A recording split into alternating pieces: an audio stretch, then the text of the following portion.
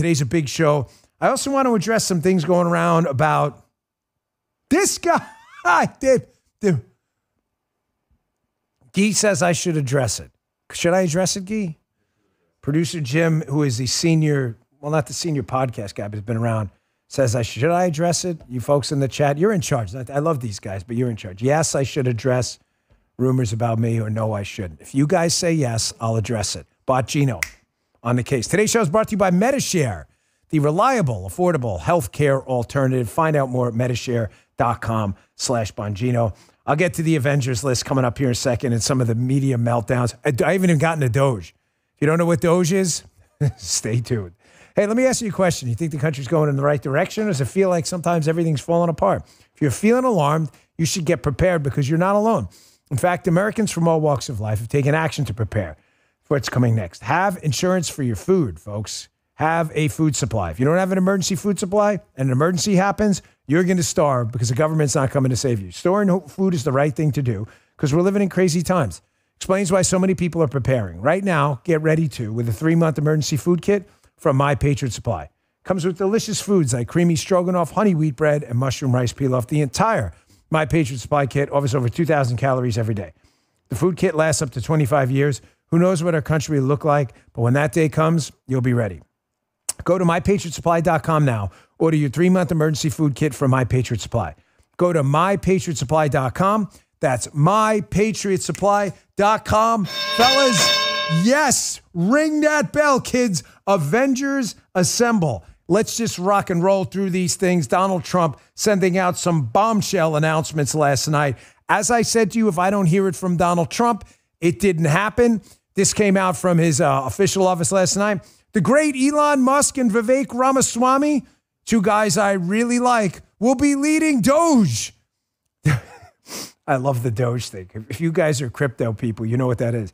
But here it stands for the Department of Government Efficiency. This set the liberals into a tizzy. Stand by, as they used to say in the Police Academy in New York on the mustard deck, stand easy. I will get to the media response to that in a second. I just want to get to a few more appointments first.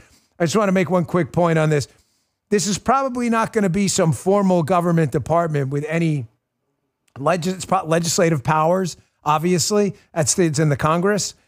However, it's going to be an advisory board. And let me tell you something. Elon Musk, Vivek, and Donald Trump have a really big microphone. So if the Department of Government Efficiency recommends a bunch of things and a bunch of swampy Republicans are like, screw that, we ain't doing that stuff, then good. You're going to have to deal with a massive PR machine running against you. So I would take what these people do really seriously. They're two serious businessmen. They know what they're talking about. This could be one of the most important announcements yet, even though they're not formal cabinet positions, okay? This, forget it. Set the internet on fire. Long story short, last night, I'm trying to escape the politics just a little bit.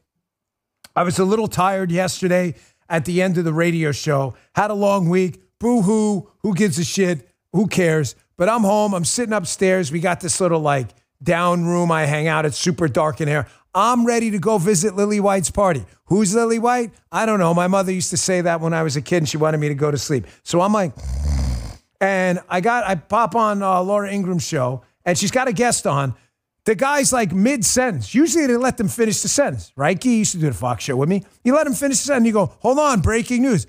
Mid-sentence, she cuts him right off. And she's like, breaking news. Folks, I had no idea. It was Pete Hegseth. I know I said I'd do it in a vert, but throw that one up if you would, Guy. Pete Hegseth is now going to be nominated to be the Secretary of Defense. If you want to sound cool about it, say SecDef, whatever. Secretary of Defense. Pete Hegseth. Hey, that's pretty good, Guy. I like it. Folks, I've known Pete a long time. A really long time. Like in Dan Bongino's life, I've only been alive 50 years in a few weeks. I've known Pete for about 1/5 of it. Pete is an amazing guy. I want to tell you, I 100% support this. Pete is a door kicker. Pete understands what needs to be done. Pete understands the tactical component. He understands the foreign policy component. He understands the PR component. He's selling America, and he's selling the military to new recruits as well.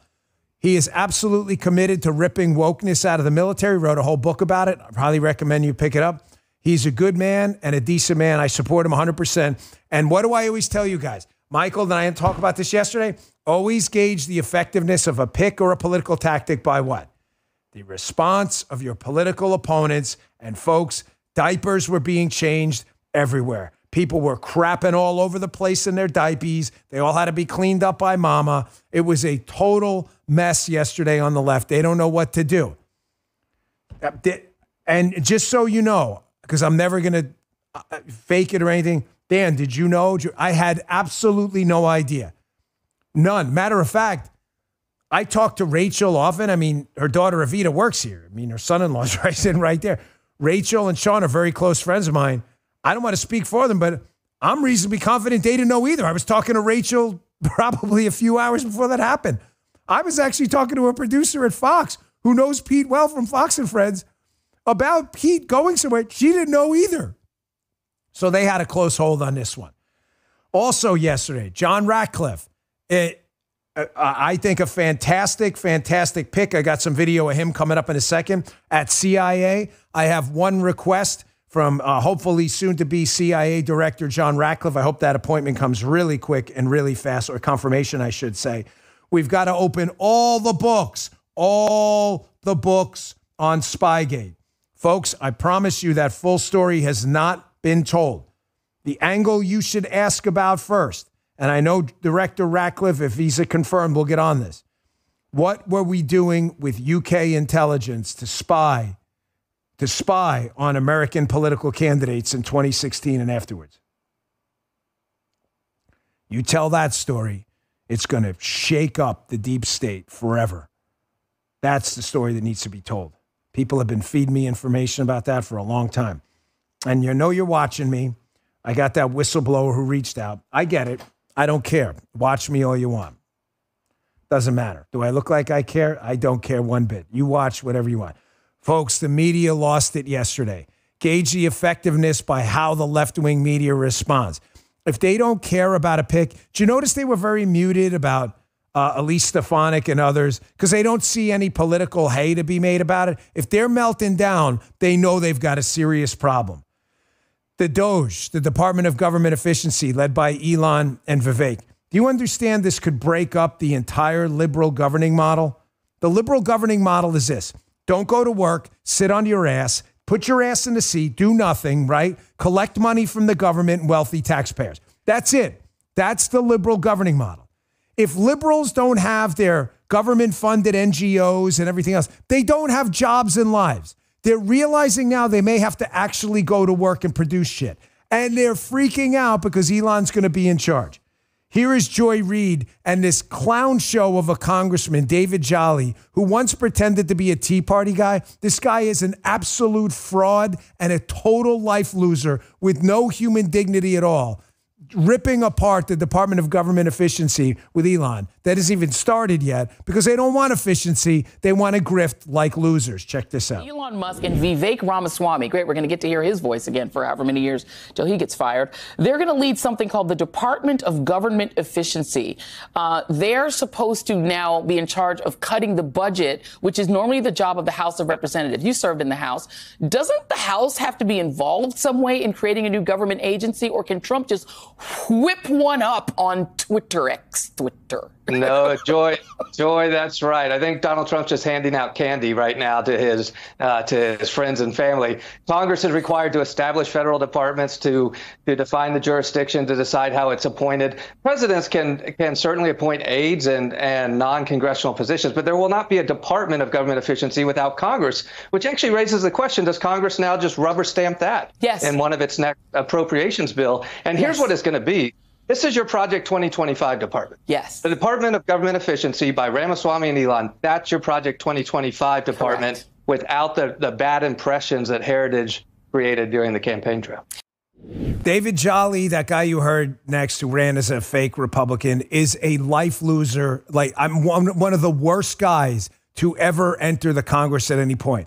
An absolute zero with not a shred of human dignity whatsoever. Do you hear him at the end? This is Project 2025. Project 2025 was a heritage think tank product that is put out every single year by conservative think tanks. Elon Musk and Vivek have absolutely nothing to do with it at all. So why would David Jolly say it? Because David Jolly is a loser. He is a life loser. He lies for a living. He lies on a show that loves lying. It's why nobody watches that crap network, and it's why their ratings have absolutely collapsed, because people are tired of people like David Jolly lying. Personally, folks, Project 2025, look at it. It has some great ideas in it. Am I going to agree with all of them? No. Are you? No. It's a think tank product. They had nothing to do with it. That's what these people do. Gauge the reaction by how successful, gauge your success of your thing by the reaction. Their freak out tells me double down on Vivek and Elon. And to the swampy Republicans out there, if they find these efficiencies, you better think twice before you even get the idea of voting this stuff down. Now, John Ratcliffe at CIA.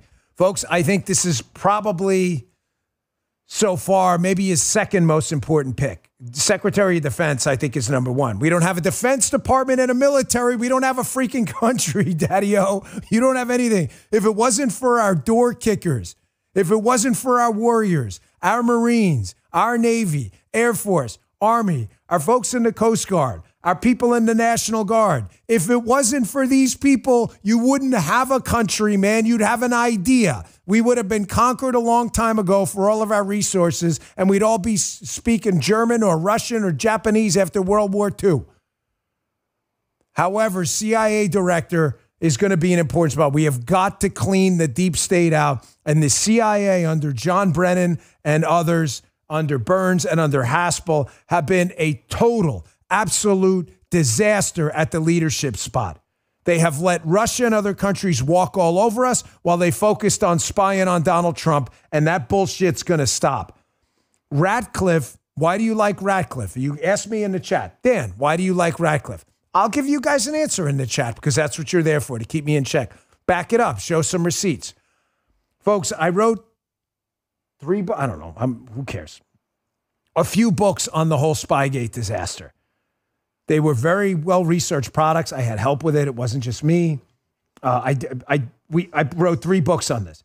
And I'm telling you, there were only about 5, maybe 10 members of Congress that were fully on board with getting to the bottom of this scandal. Ratcliffe was one of them. Ratcliffe was knee-deep in this thing from day one, trying to figure it out. Here he is, absolutely eviscerating deep state FBI goon Peter Strzok, who led the whole spying operation into Donald Trump, when Strzok insists like, oh, he's not partisan or anything like that. I mean, he didn't send any of this stuff out or anything like that. Watch him just destroy this guy. He knows where the bodies are buried, Ratcliffe. Check this out. The approximately 50,000 text messages that I've seen with your personal beliefs like F Trump, stop Trump, impeach Trump. Go ahead and confirm on the record that none of that occurred on an official FBI device or on official FBI time. Go ahead and do that. Sir, no, they did. Many of them did. Oh, they did. Okay, so 50,000, sir. So really, no, I'll give you a chance at the end. So what you really meant to say was that when you said you never crossed that bright, inviolable line, what you meant to say was, except for 50,000 times, except for hundreds of times a day where I went back and forth, expressing my personal opinions about effing Trump and stopping Trump and impeaching Trump on official FBI phones, on official FBI time. Other than that, you never crossed that line. I'm sure there are 13,000 FBI agents out there that are beaming with pride at how clearly you've drawn that line. Agent Strzok, are you starting to understand why some folks out there don't believe a word you say? Folks, this is the Avengers Dream Team. Think of this now, right? And I'll address, I promise. I get it. I'm not ignoring that. I just imagine at a table, you have some national security crisis. We hope doesn't happen, but they do. Wars, terror attacks, sadly, tragically, they do happen, okay? Imagine at that table, you have Donald Trump, you have J.D. Vance, his national security team, right? You have an FBI director. I'm hoping it's Kash Patel. Let's keep our fingers crossed for Kash. You've got John Ratcliffe, who shouldn't have any problem getting confirmed as CIA director. You got Pete Hegseth, SecDef. You've got potentially, say, as Attorney General, a Bailey, who is awesome, fantastic warrior. You got Andrew Bailey, This could be just a magic dream team. Some of you say, well, wouldn't you want a seat at that table? Folks, I don't ask for things. I told you that. I'm not a deal cutter, okay? I'm just a servant in this whole operation for you guys and for the cause. I don't mean that to be like obsequious or anything like that. It's true. So let me address one more. You know what? Let me just get to Pete first because Pete's super important. Pete Hegseth is a good man. Pete and I have been very close for a long time. I love Pete. Pete, the only thing I'm worried about now is, are you going to make it to my 50th birthday party? This was going to be the greatest party ever, and everybody keeps getting appointed to positions.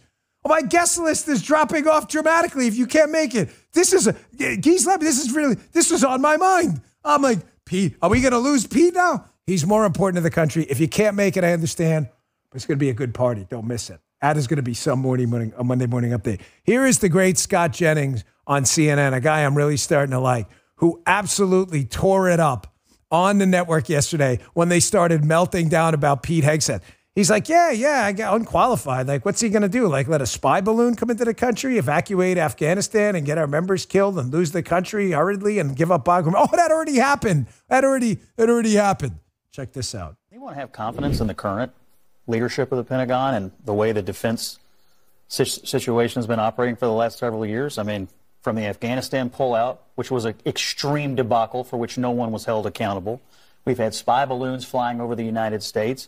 We built a $300 million pier as a public relations stunt, which wound up killing an American service member. I'd say I've had just about enough of the so-called insiders running the Defense Department. I think we ought to give Pete Hegseth a chance because he's got two insiders. All the criticism of him is that he's not the expected Washington pick. And I'm just saying to you that the American people just voted against the expected Washington pick. So he's got 20 years in service, Afghanistan, Iraq, 2 Bronze Stars, Princeton, Harvard. Yeah, he's on TV, but so are the rest of us.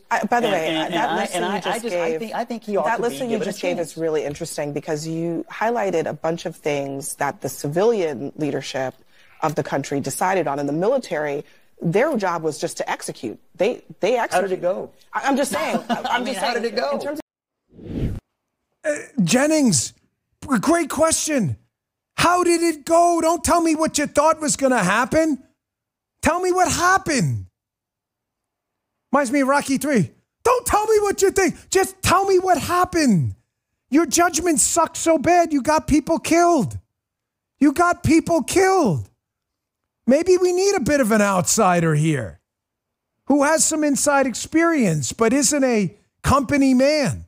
He's a freedom and liberty man. I'll take that. All right, let me take a quick break, and I'll address some stuff that popped up about your boy here, Danny Boombots, okay? It was a busy day last night. My phone was blowing up last night. I mean, really blowing up. I had to put it on Do Not Disturb because even I need to sleep sometimes. And it was crazy. Hey, you having perfect timing. I did not plan this. You having trouble sleeping or staying asleep? You won't be if you take Beam's Dream Powder. I had to take some last night. Trust me, it works. They sent me something to try a long time ago. Stuff is fantastic. It really works. See, when we're sleeping well, we're sharper, more focused, and ready to tackle whatever life throws our way. Other sleep aids can cause the next day grogginess, but Dream contains a powerful all-natural blend of reishi, magnesium, L-theanine, apigenin, and melatonin to help you fall asleep, stay asleep, and wake up refreshed. There's never been a better time to finally try Dream. Shop their cyber sale. Get up to 50% off when you visit shopbeam.com/Bongino. You've been hearing me rave about Dream all year. It's your chance to finally try it for the lowest price of the year. Head on over to shopbeam.com/Bongino for up to 50% off. That's shopbeam.com/Bongino for up to 50% off. Check it out. Stuff works. Hey, by the way, if any of you are going to be at the Hard Rock in Fort Lauderdale tomorrow, Paul and I are having a date night on Thursday night, which is a rarity. Believe me, we never do that. But my buddy Nate Smith, who is the most amazing country singer out there right now, folks, Bongino Army, download his tunes, Bulletproof, incredible, California Gold, his new album. And he's like the nicest guy you have ever met. I mean, seriously, the most genuine, nice, pro-America guy you have ever met. He's blowing up the charts. We'll be there at the concert with Bailey Zimmerman, who we love too. So they're doing a concert. I think it's acoustic. But if you're at the Hard Rock, come and say hello. We'd be happy to see you. And buy some tickets if you're there. So he's a great guy. Okay, so did we run a poll? What did Bongino say? Was the result that I should address this or not? It was. Okay. Was it unanimous? Yeah, shocker. Wow, okay. So I heard yesterday I'm sitting home on X, and I'm reading through the news, doing some show prep, and my phone starts blowing up, and very close friends of mine were like, hey, man, congratulations. And I'm like, on what? The podcast or something like that? So, do we have audio on that? Can we dip into that? You got it? Turn it up. Can I hear it? Talk about Ukraine today. Mr. President. Okay, this is Biden and Trump in the White House. What do you hope to accomplish today, Mr. President? President-elect Trump, do you agree with Pete Hegseth? Do you think women should not serve in combat roles? What's top of your list the next time you're in this office, Mr. President-elect? You're not answering. Thank you. I appreciate it. How does it feel to be back? Pretty cool visual here. Trump back in the White House.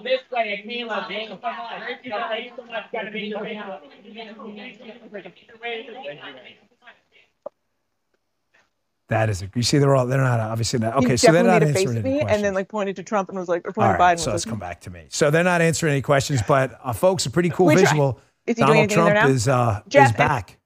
He is back in the White House. That was thanks, guys. That was pretty cool how you did that. That was a cool shot. Yeah, they're not really. Trump tells Biden politics is tough.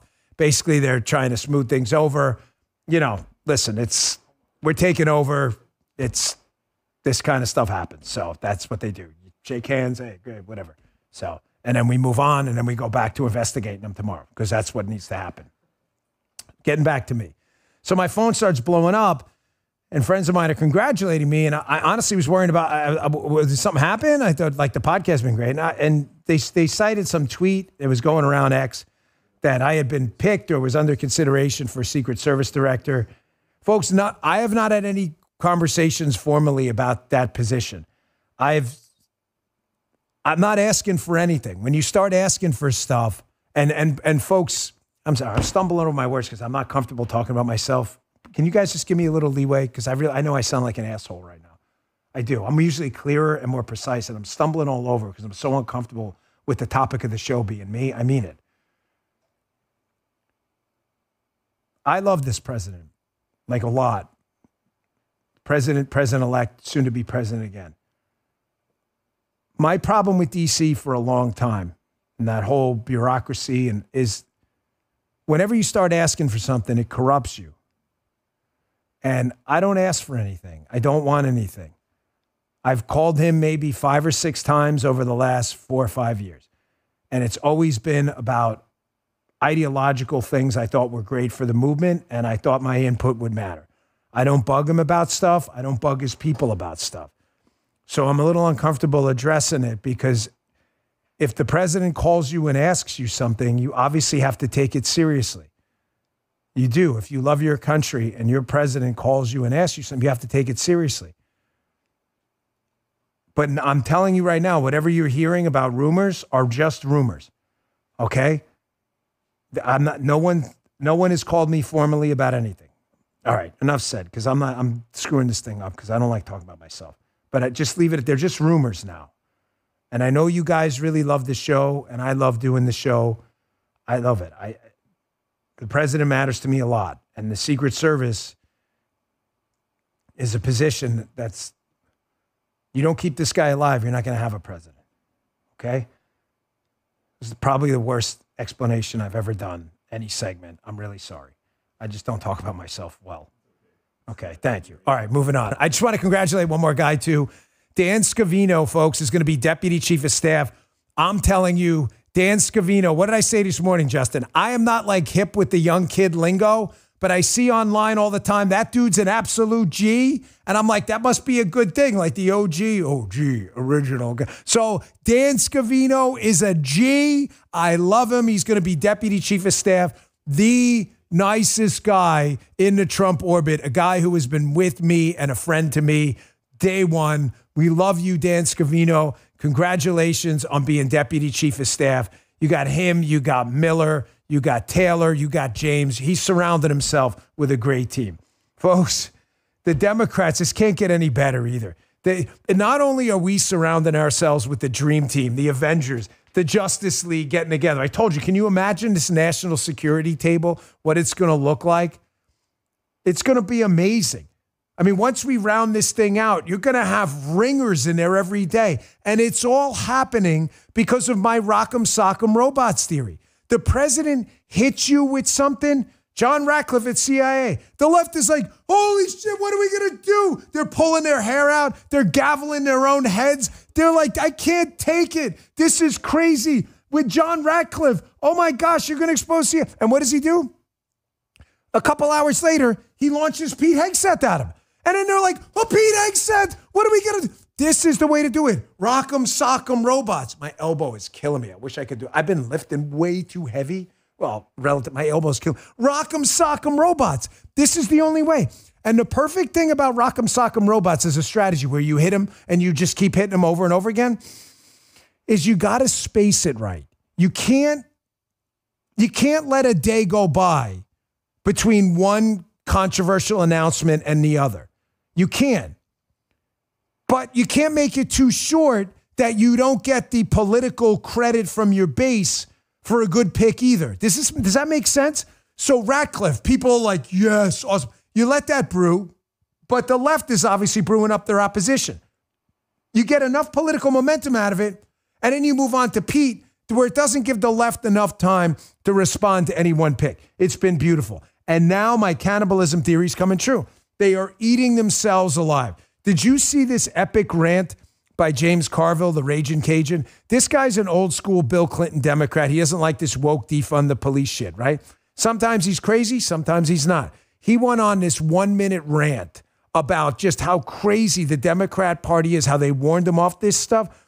Folks, keep the infighting going. We're just going to keep the Avengers team going. Keep the infighting on that side. It keeps them occupied. It keeps them busy. Watch this. We have no legislative power. We have no executive power. We have no judicial power. So when you're out of power, you're an opposition party. And go and tell all of the people that are sending you and asking you for money, justify what you did wrong, and tell us what you're going to do different. Because what you've done ain't worth a shit. Get your head around that. And all of the Washington-based Democrats farting around, going to wine and cheese parties and talking about how misogynistic race comes, get your ass out of Washington and go work on a 2026 campaign and do penance to make up for your goddamn arrogance and stupidity. Well, we're going to say, we told you so. We told you this identity shit was disaster. We told you to get out in front of public safety issues. You didn't. We told you to have an open process and demonstrate the magnificent and staggering and deep talent that exists in the modern Democratic Party. You didn't. We told you to differentiate yourself from Biden. You didn't. I hate to be some fucking know-it-all, but all of these things are part of the record. I love you guys in the chat. You guys are great, man. Oh, you're loving this as much as I am right here. Look at I got Muttley's in there. Look at this. This is great. I love you. More. Who put more? M. Borman 04. More. And then he writes, and then some more. Yes, M. Borman. More. Every day. Opportunity cost. Every opportunity Democrats take to beat the political crap out of each other is an opportunity they're not taking to turn their stuff on it. They still have weapons, folks, political media weapons against us. Let them do it. M. Borman, you are 100% correct. More. What then, Dan? And then some more. What happens after then some more? Then some more. What happens after more? Morist. And then morist. And then more of morist. It never stops the more. We're bringing the more. You want more? More. Layers of more that never end. It's like the asymptote. You never really get to the top. You just keep having the distance of more. More. And then some more. I'm having too much fun today on the show. I had a good night. I'm pretty honored all you guys that reached out about stuff. It's been really cool. I'm still kind of on a bit of a cloud from last week. I don't know about you, but I'm just still feeling like our country's so back. We're so back, and it just feels really good, man. I'm going to show you the left just eating themselves alive next. The View, which has been probably one of the single greatest sources of material over the last few days. Watch them melt down. And keep this going. Keep this stuff going. It's absolutely great. Hey, you want to get lean? And take a product called Lean.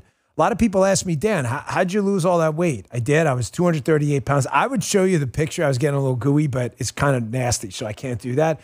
I'd show you the picture now where I'm a little bit more sliced and diced, but I don't want to be like Geraldo, you know? So take Lean. Some people are trying those weight loss injections because the results are dramatic. They lower your blood sugar. They reduce appetite. But what are the long-term effects? They're really expensive, and a lot of people don't like injections. I got a solution for you from Brickhouse Nutrition. Lean, L-E-A-N. You want to get lean? Try Lean. The studied ingredients lower your blood sugar, help burn fat by converting it into energy, and help curb your appetite and cravings. Lean isn't for the dieter with only a few pounds to lose. That's not that hard. The doctors at Brickhouse created Lean for frustrated dieters. Me actually at one point, with 10 pounds or more to lose. I had to lose about 20, wound up losing 30. You see it. Go look at the old videos. I'm not faking it. Huh? Let's get you started with 15% off and free rush shipping. Add Lean to your wellness and exercise plan. Here's the website. Write this down. Visit TakeLean.com, TakeLean.com. I'll give you a promo code. It's Dan15 for your discount. That's promo code Dan15 at TakeLean.com. These statements and products have not been evaluated by the FDA. They're not intended to diagnose, treat, cure, prevent any disease. They're not a substitute or alternative for care from a healthcare provider. Thank you, Lean. Check it out. And MediShare. You heard them in the beginning of the show. Today's show is sponsored by our friends at MediShare. Regular listeners know how passionate I am about encouraging you to support companies that share your values and stop giving money to those who don't. It's been my life's mission. This is a huge issue in healthcare. You bet it is. You might be surprised what some are making you pay for. It's a huge reason why MediShare is so attractive for people who don't want to use their own healthcare dollars for procedures that may be harmful. MediShare is the reliable, affordable healthcare alternative. They're a nonprofit ministry. It's a community of like-minded Christians, hundreds of thousands of members, and they help people save money, saving families. Many families save about $500 a month, and member surveys consistently show they like it. Why? Because it works, and they believe in it. It's time to join today. Go to medishare.com/Bongino. Find out how you can access affordable, reliable healthcare and become part of a community you can count on. That's medishare.com/Bongino, MEDISHARE, medishare.com/Bongino. Check it out. You're really going to like it. Thanks, MediShare. Okay, back to the show. Folks, The View, what was it? Justin yesterday said The View has just been like, when you were like having a tough day with show prep, which wasn't yesterday, by the way, because there were like two from The View. If you're having a tough day with show prep, just go to The View and you can watch the left meltdown in real time because they've got a panel of everything wrong with the left. You've got Alyssa Farah, the sellout Republican. You've got the morons and Joy and Whoopi who don't know anything about anything. You've got Sonny Hostin who pretends to know things and then just hits when focus group left tested talking points. Here's Sonny Hostin suggesting that the bubbles should stay. Definitely don't hang out with your Trump voting family members and don't try to understand them at all. Just keep doubling down on what you're doing. I'm all for this, by the way. You guys, you keep that up. You keep insulating yourself in that bubble that works so well. Check this out. Whatever your reason is, I would never let my politics be the reason I don't show up to see my family because they won't always be there. I'm going to disagree. I completely understand her point because I really do feel that this candidate, President-elect Trump, is just a different type of candidate.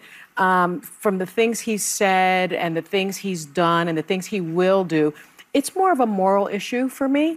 And I think it's more of a moral issue for other people. We're just, I would say it was different when, let's say, Bush got elected. You may not have agreed with his policies, but you didn't feel like he was a deeply flawed person. Keep it up.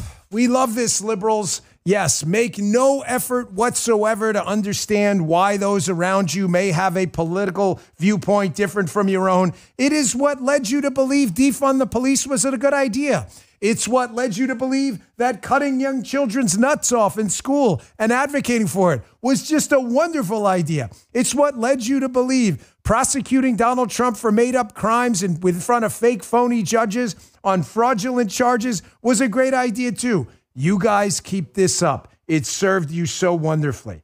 Folks, the Trump effect is real. I'm telling you right now, process this. Process this, tattoo it on your brain. Your guy here is never wrong on this stuff. There is a significant schism developing on the left. I set the show up for a reason. You saw Carville. Carville makes money, and it's not just about money to him, but prestige as well. If you're a political prognosticator and you're wrong, nobody's going to pay attention to you.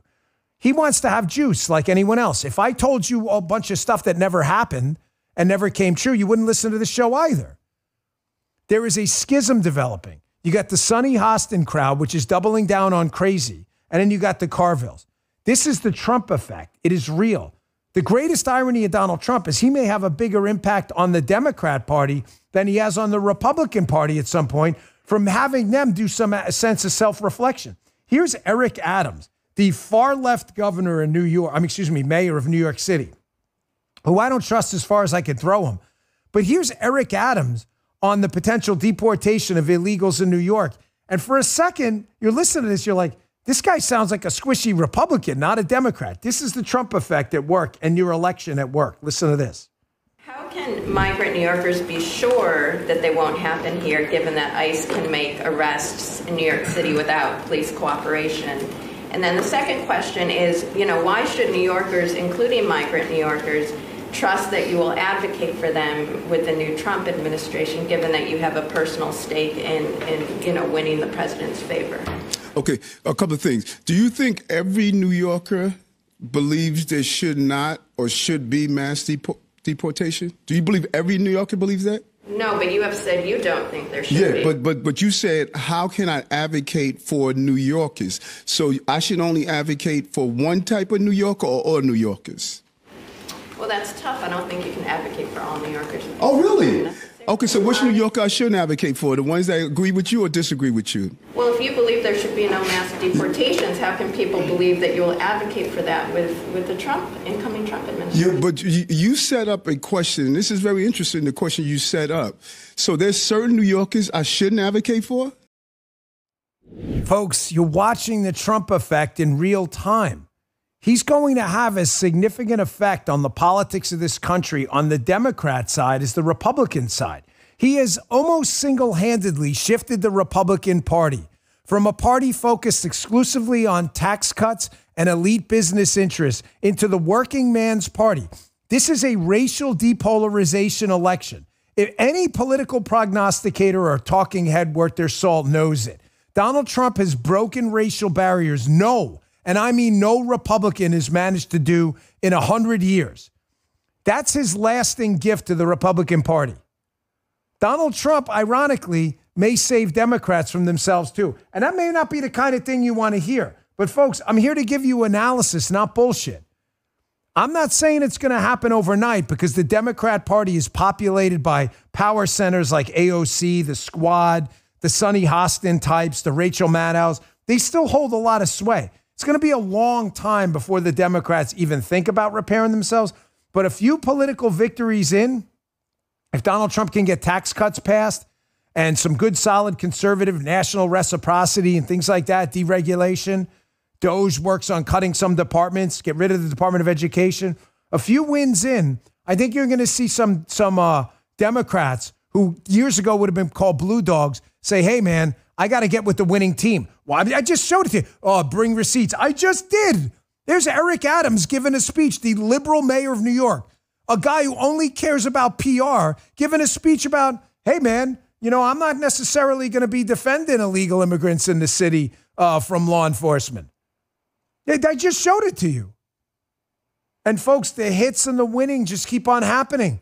Where's that Borman? More.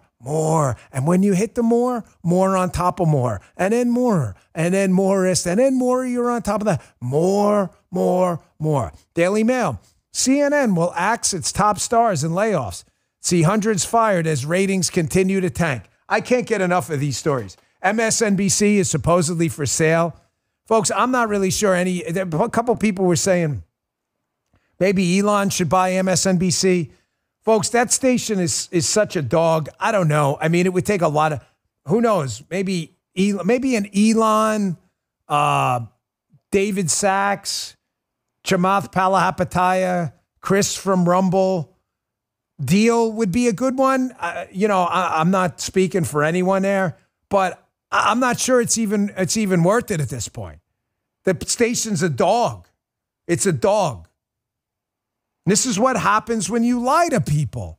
Eventually they say, I don't want to be lied to anymore. You lied to me. You said we had a shot of winning this on these issues, and you lost.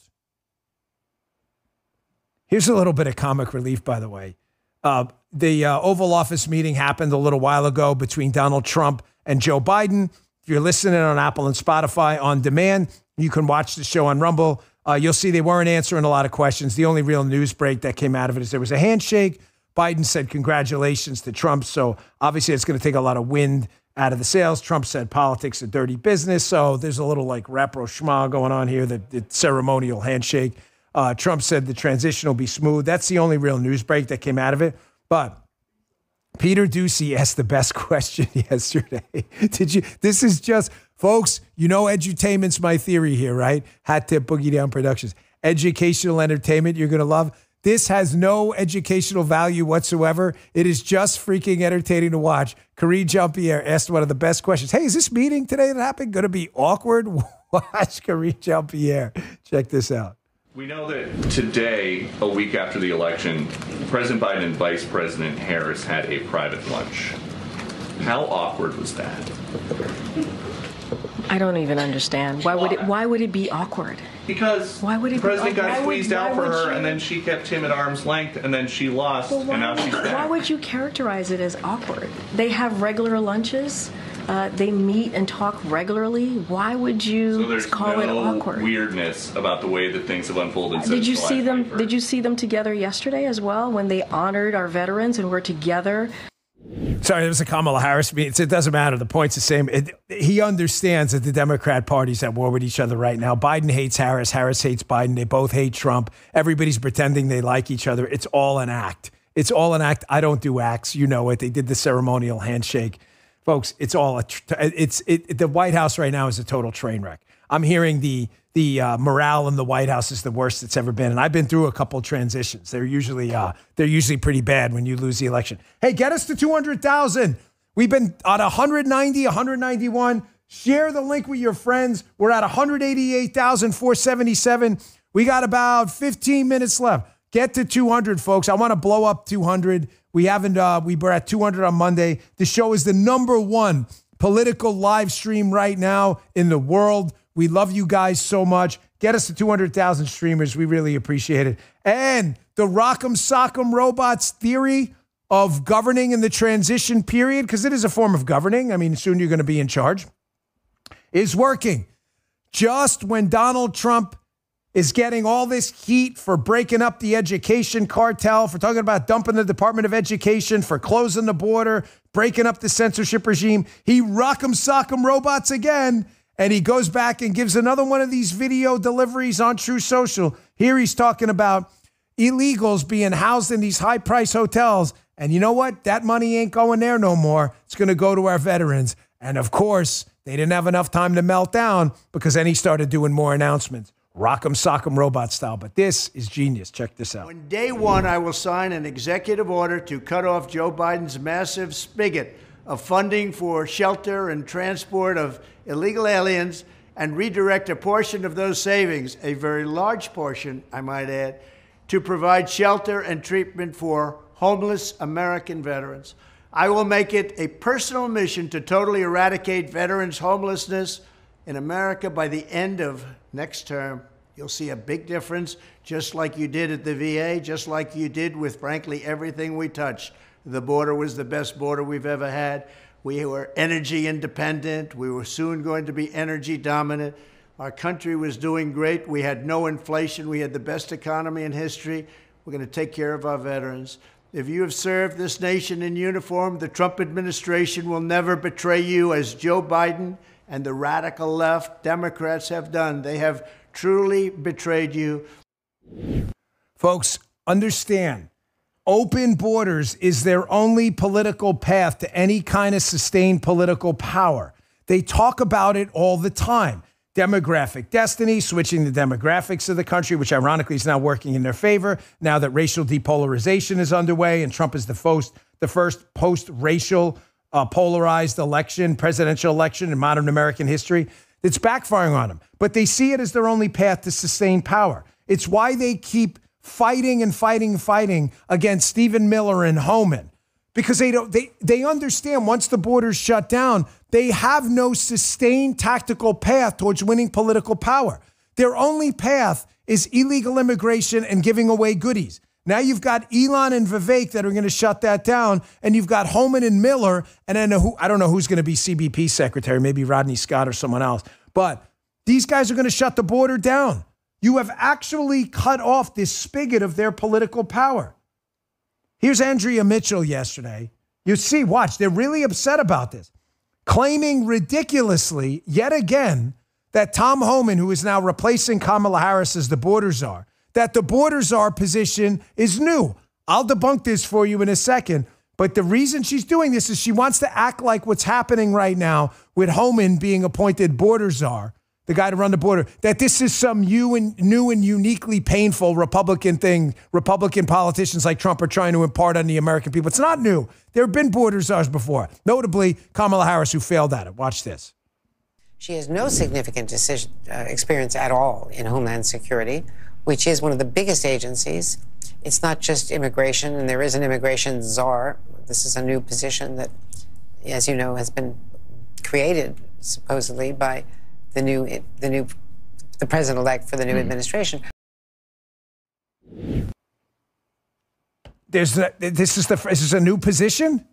I hate to ask you guys to do this again, but can you cue up? This is about a minute of the media people like Andrea Mitchell and left-wingers talking about the border czar position under Joe Biden that was filled by who? Yes, Kamala Harris. Do you see how these people lie? Wait, put the wokeness tweet up again. You see why MSNBC's ratings have collapsed? How many times are you going to be lied to? Andrea Mitchell down 40%. Why? Because she's bullshitting you. She just told you there's no such thing as the border czar. It's a new position. Tom Homan's the first one. Fellas, cue up the border czar montage. Play this for the audience. How many times are you going to be lied to by these imbeciles? Check this out. Meantime, Vice President and border czar Kamala Harris facing some backlash. And this will be her first visit to the U.S.-Mexico border region since she was appointed as the border czar by President Biden. President Biden tapped Kamala Harris, Vice President Kamala Harris, to be the border czar. They were very critical of Kamala Harris, especially in her role as border czar. Kamala Harris, who was appointed as the border czar. There has been so much criticism against Kamala Harris. You know, she was the border czar.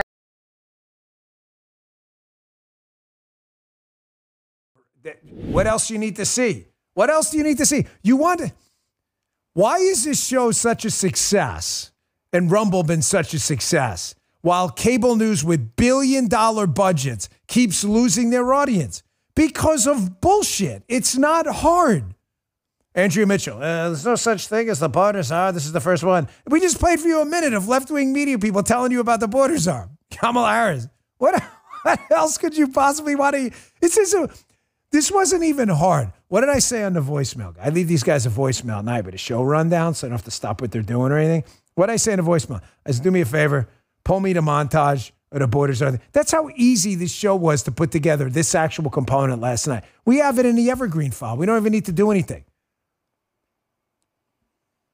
Hey, can I give you a big thank you? You're like, what is that about? No, I mean a real big thank you. And you know, Rumble, where... I'm an equity holder in Rumble. I love Rumble. I am exclusively on Rumble for video. We are not on ScrewTube or anywhere else. Rumble did because it's a public company, they did their earnings call last night. And folks, it was a ringer of a report. And I just want to thank you so much for supporting the company. As you can see from their public disclosure last night, breaking Rumble reports third quarter 2024 results. Their monthly active users, that's what MAU means, grew to 67 million, up 26% quarter over quarter. That's a whole lot of users on a platform, folks. Right. This isn't, I'm pretty sure this doesn't even count most of the election coverage. Record revenues of 25.1 million, up 39% year over year. I've never been prouder to be part of this company. I just wanted to thank you all Folks, this is where it's at. Download the Rumble app. Please, if you want to become a Rumble Premium member, we appreciate it. The platform's free, regardless. Rumble.com/Bongino to follow the show. All right, back to stuff. Thank you very much. I really appreciate it. Folks, we have to start a fund, really, a give, send, go, to fund the Marie Harfs and Sonny Hostins of the world. Because I'm telling you, the longer we can keep this schism going on the left with the radical communist lunatics attacking the Jim Carvilles and others trying to straighten the party out, the Van Joneses and the Philippe Bryant's, it's better for us. It distracts them. It keeps them occupied in their own little playpen and sandbox. I hate to run 2 clips of The View, but this was priceless. It shows you how they will never, ever look in the mirror. When you go and ask voters what this election was about, they're going to tell you illegal immigration and inflation. Those were 2 of the biggest issues everywhere across the country. Play the clip by Sonny Hostin. Here's Sonny Hostin saying, oh, no, this wasn't about prices, about eggs or anything. Keep it up. Keep it up. We want you guys in the blind in your dopey bubble because we've popped it and we got the formula now. Watch this. I still don't believe that this was about the price of eggs, because if it were about the price of eggs and the price of gas, I mean, Trump didn't address those during his rally. He didn't address those during his campaign. He did address a microphone in a sexually explicit way, but he didn't do any of these things. And so I don't know that Democrats need to do a postmortem. Please, Sonny, don't do a postmortem. Why? All you got to do, it took me about 5 minutes to pull this article up, maybe last Forbes. Biden mistakes on the economy help explain the 2024 election. According to exit polls, in other words, what people said after they voted, voters decided the election based on perceptions of the U.S. economy. This is how stupid the bubble-living left dwellers are. I'm telling you, we need to get a charity PAC going to keep these people on the air. This is the best thing that can happen to us. And tactically speaking, jokes aside, sarcasm aside, this is going to stop soon. We have about 100 or 150 days of a window where we can get big, huge things done. Breaking news, by the way, Senate GOP leadership now down to Thune and Cornyn. That's a bit of a disappointment. I wanted Rick Scott. But, you know, these guys with the secret ballots, they'll never tell you who they voted for anyway. So that just happened. Thune and Cornyn. It's probably going to wind up being Thune at this point, but we'll see what happens. Folks, you want this to happen. There is a genuine opportunity cost, but it's going to wrap up.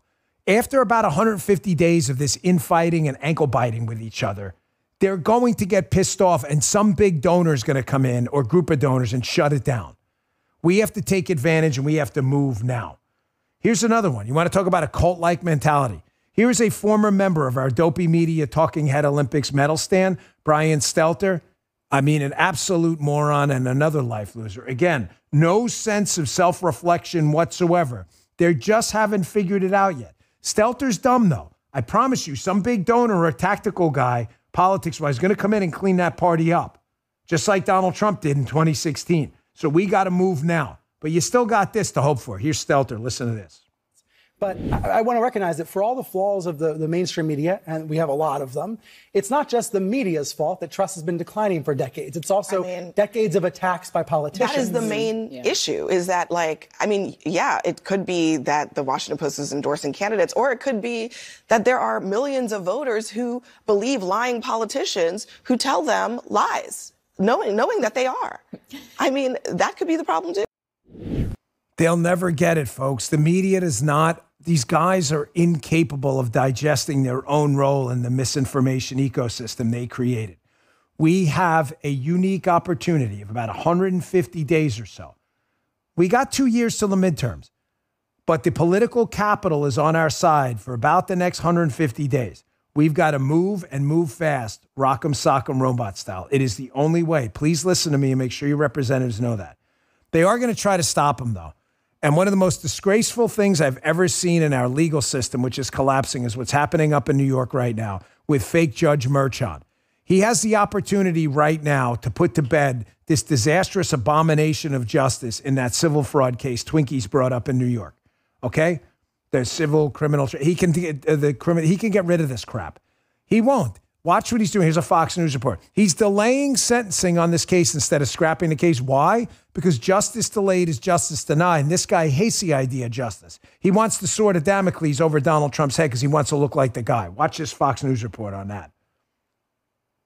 It is 10 a.m. in New York City, and we've got a ruling based on the Associated Press saying this a moment ago. The judge has delayed a ruling on whether or not to dismiss President-elect Donald Trump's criminal conviction.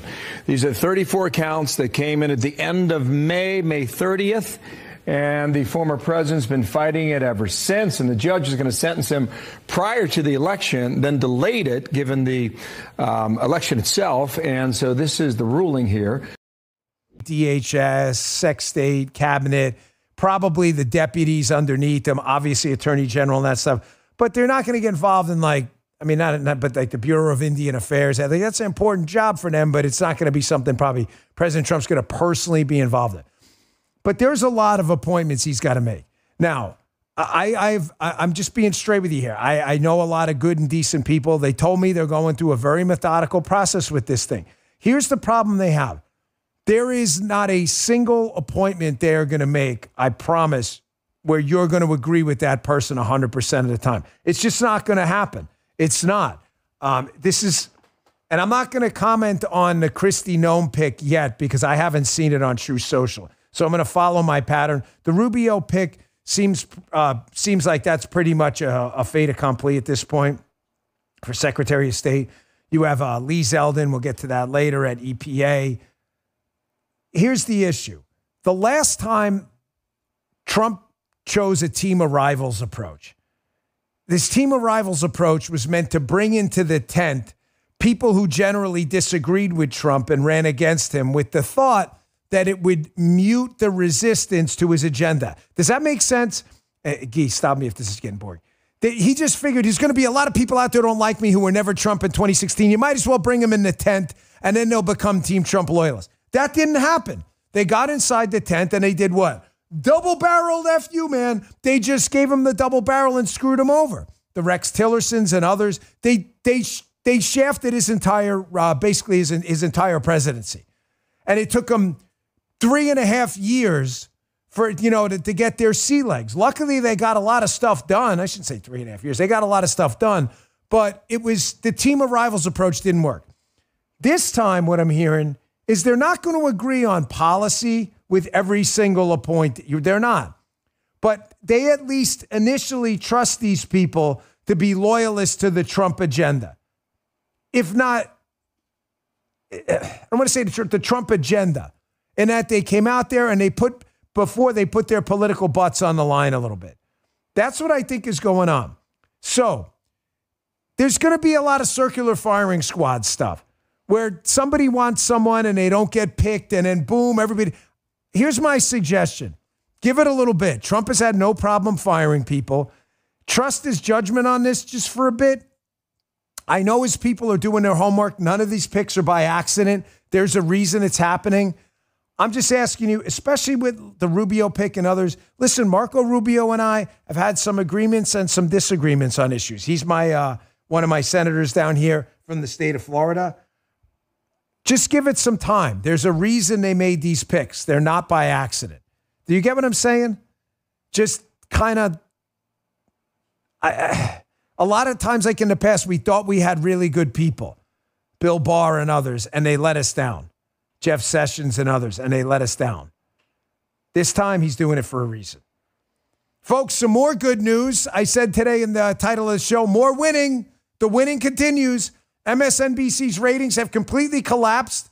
People may be starting to realize, because I'm a numbers guy and a spreadsheets guy, that, man, this really sucks getting lied to the entire time. Joy Reid down 54%. How Joy Reid is even have an audience to be down 54% is insane. Joy Reid should have one viewer, Joy Reid's mom or dad, and then that's it, which would be 0% when she's done. Joy Reid, the dad stopped watching, it's still mom. So, right, down 54%. Good call, Guy. Ari Melber, Chris Hayes, Alex Wagner, Morning Joe down 39.6%. We'll round up to 40. Stephanie Rule down 67%. That's start looking for a new job time. Andrea Mitchell, as Rush Limbaugh used to say, down 40%.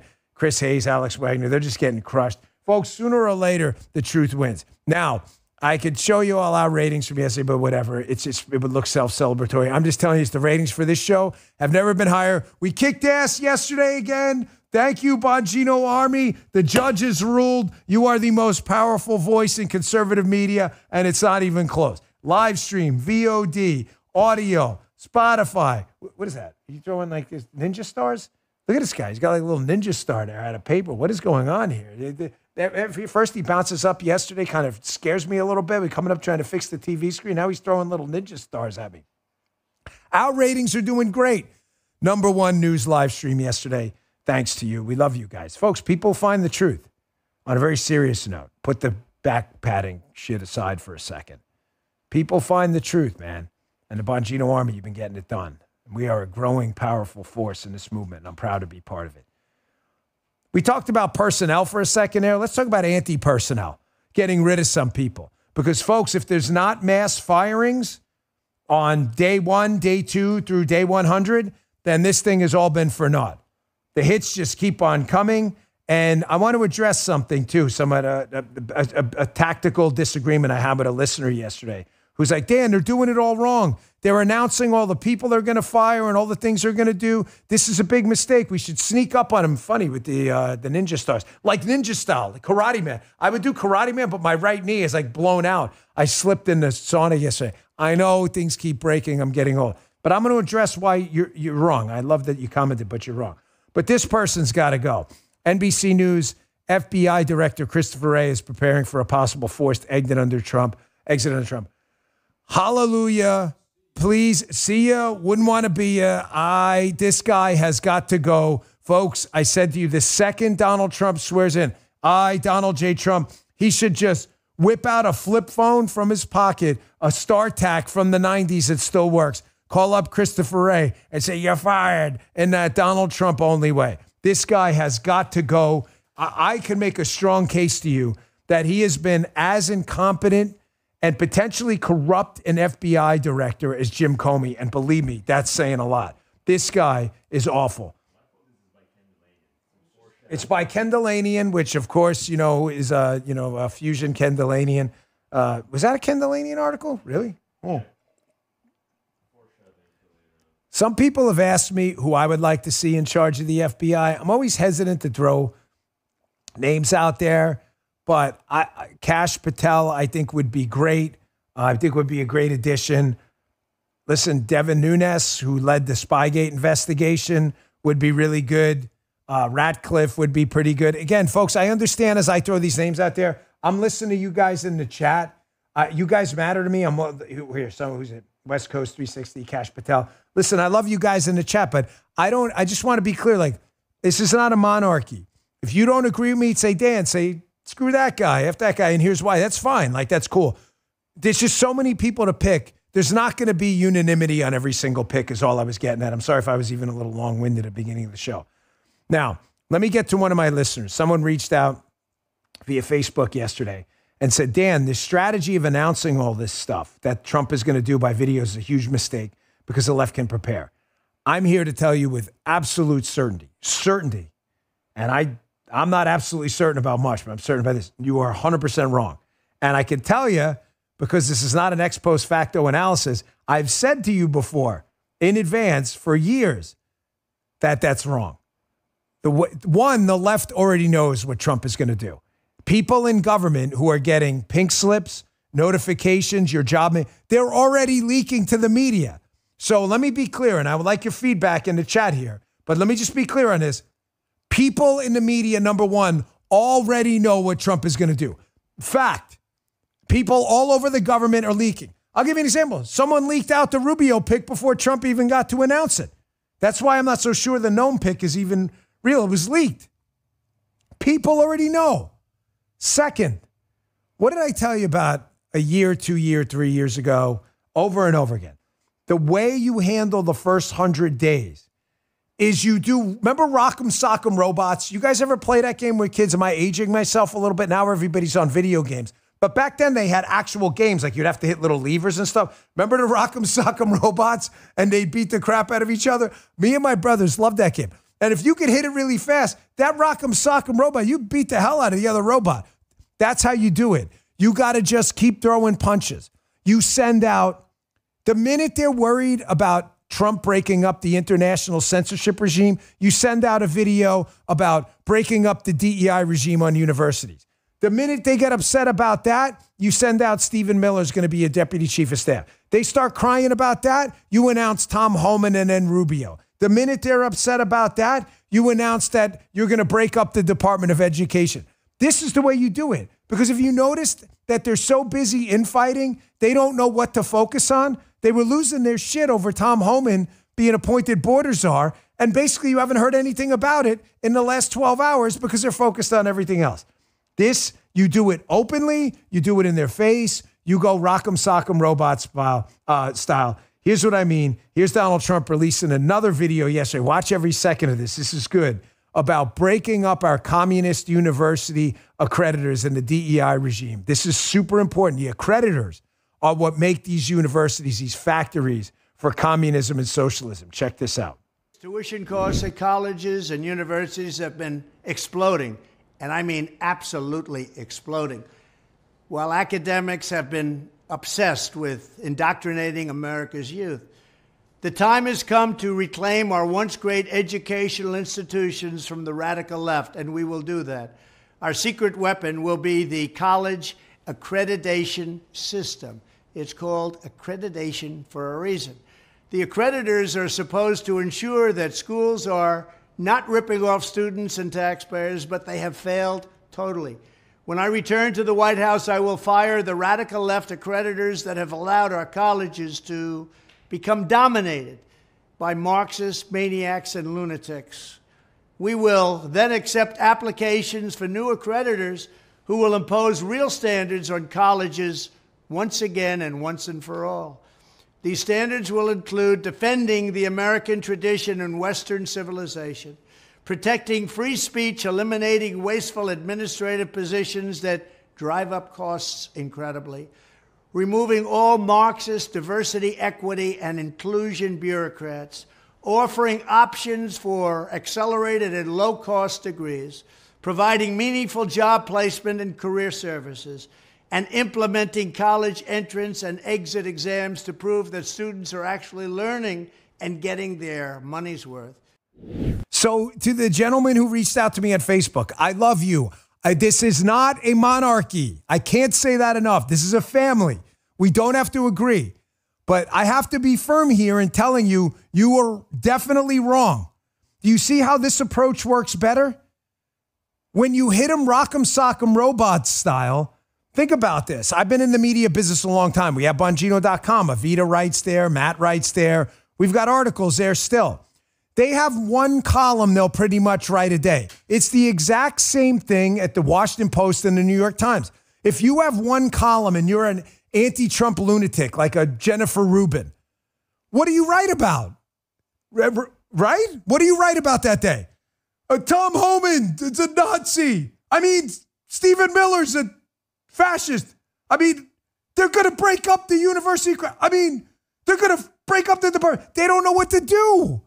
They don't know what to do. They were still busy focused on Trump breaking up the censorship regime. They're worried about him firing the FBI guy. They don't know what to write about. Trust your boy. Have I led you astray on anything? Trust your boy, D-Bots. Trust your boy. I told you JD was the pick. Some of you didn't believe me. He was the pick. Told you to vote early. We'd kick their ass. They weren't prepared for it. We won. What did we do on the radio show? We focused on the Senate because it mattered. We're up 53 seats. Your boy is not going to lead you astray into the wilderness, okay? This is the only way. Because now Jennifer Rubin's writing a piece right now. I'm probably not doing it in pen, but I used to. I didn't even learn to type till I was like in Secret Service school. I still have to write everything down. It's true. I was like the hunt and peck guy. Jennifer Rubin right now is like, oh my gosh, they're going to fire accreditors. We will not be able to institute communism in universities. We're going to lose our ideological power over the younglings. The younglings. As she's writing this article, she's watching this video. Here's the same video at the end. She's like, wait. Now she's got to scratch the whole column out and say, Holy shit, there was something even worse in this video. Trump is going to break up the Department of Education. Folks, hair is getting pulled out in chunks right now. Whole chunks. You're going to have a big donut around your head. Chunks are being pulled out right now. Here, watch this, same video. And one other thing I'll be doing very early in the administration is closing up the Department of Education in Washington, D.C., and sending all education and education work and needs back to the states. We want them to run the education of our children because they'll do a much better job of it. You can't do worse. We spend more money per pupil by 3 times than any other nation, and yet we're absolutely at the bottom. We're one of the worst. You see? You see, man? You see what I'm telling you? They don't know what to write about. They're still busy writing about Kamala Harris sucks, Joe Biden should have got out sooner, Republicans are racist, Nazi, misogynist, anti-immigrant. They're still busy writing notes. They're not even done with those. They don't know what to do. Please, seriously, I was joking, but please trust me. I promise you I have no dog in this fight. I swear to you as my loyal listeners, I love you guys. I have no dog in this fight. I'm not looking for a job. I'm not looking for PAC donations. I don't want your money. I don't want anything. I have no dog in the fight other than you and my credibility. This is the only way to do this. And by the way, these things are so fast and furious. I got to tell you, I've had a tough time triaging the show about what to put in the show because Trump has launched so many nuclear bombs against the left and the deep state. I can't even fit it all in the show. This thing about university accreditors is a big deal. You have to be accredited to get federal money. When the accreditors tell colleges, hey, basically do commie stuff, that's why we've got communist universities. You break that cartel, you've got a whole new education system. And the Department of Education has been nothing more than an outlet, bureaucratic outlet for the teachers' unions that have screwed over kids forever. This is huge stuff. By the end of this show, we'll have 10 more things to talk about on the radio show. Folks, the fountain of good news, man, just keeps pouring water out of the spigot. I'm not even done. Remember that lawyer who's telling their clients to leave the country? He's so humiliated. Even he's trying to change his story now, too. You see what I mean? Coming up in a second. Quick break. Birch Gold. Hey, for those of us holding our breath for the past several months, can exhale, finally. Work can finally be done on the big issues the country's facing. One of the most significant is our tidal wave of national debt. It's coming ashore. We're deep in the red. That debt's a house of cards that unfortunately can't be quickly dismantled. So the strategy remains the same. Diversify your savings like I do. I have bought gold and still buy gold from Birch Gold, BIRCH. So many things are out of our control, out of the president's control. It's important to have a safe haven for your savings. Birch Gold Group, the company I use, will help you convert an IRA or 401k into an IRA in physical gold. And the best news, it doesn't cost you a penny out of pocket. Text Dan to 989898. Get your free info kit. Plus, right now through Black Friday, you'll receive a free 1-ounce Silver Eagle for every $5,000 purchased. Help protect your savings with Birch Gold. Text Dan to 989898 and claim your eligibility for free silver today. You get that free 1-ounce Silver Eagle for every $5,000 purchased. Message and data rates reply. Text Dan to 989898. Thanks, Birch Gold. All right, back to the show. As I told you, folks, the spigot of good news is open. I have seen very little bad news. Again, there's a couple picks. I'm like, I'd like to see Rick Scott wrap up on the majority side, the Senate Majority Leader. Folks, there's been a lot of beef on that, too. Another radio host going after people. This guy's terrible. There's 3 picks, folks. We live in the real world. You got to pick one of 3. I am not looking for someone I need to, date on a dating website. I'm married. I'm looking for someone and going, spreadsheet. More conservative or less conservative. That's it. That's all I'm looking for. But the spigot of good news hasn't stopped. Look at this. This is that lawyer, Mark Zaid, who is telling some of his clients, hey, man, Trump may be into retribution. You may have to leave the country. Watch this guy change his story to I'm telling my clients to take a vacation. Why'd he do that? He thought that was going to make him a hero.